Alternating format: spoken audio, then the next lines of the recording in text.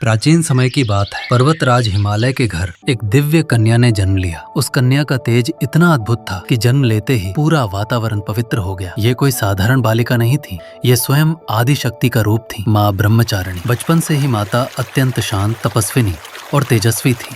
उनका मन संसार के भोग विलास में नहीं बल्कि भगवान शिव की भक्ति में लगता था। एक दिन देवर्षि नारद वहाँ आए।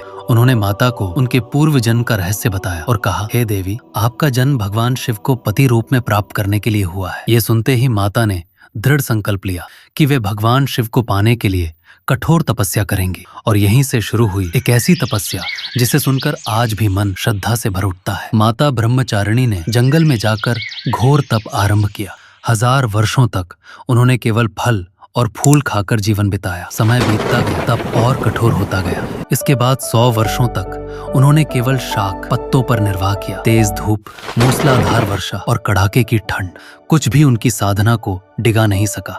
उनकी भक्ति अटल थी, उनका संकल्प अडिग था। कई 1000 वर्षों तक माता ने केवल टूटे हुए बिल्वपत्र खाए और निरंतर भगवान शिव का ध्यान करती रहीं। फिर एक समय ऐसा आया जब उन्होंने पत्ते खाना भी छोड़ दिया।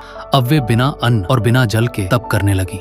उनका शरीर अत्यंत क्षीण हो गया, लेकिन उनका तेज और भी बढ़ गया। इस कठोर तपस्या के कारण ही उनका नाम पड़ा अपर्णा, अर्थात वो देवी जिसने एक पत्ता तक ग्रहण नहीं किया। माता की इस अद्भुत तपस्या से तीनों लोकों में हलचल मच गई।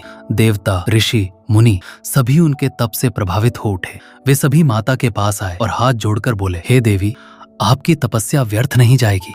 आपको अवश्य ही भगवान शिव पति रूप में प्राप्त होंगे। माता की भक्ति, त्याग और तपस्या ने अंततः भगवान शिव को भी प्रसन्न कर दिया और उन्होंने माता को अपनी अर्धांगिनी के रूप में स्वीकार किया। माँ ब्रह्मचारिणी हमें सिखाती हैं कि यदि संकल्प दृढ़ हो तो कोई भी लक्ष्य असंभव नहीं होता।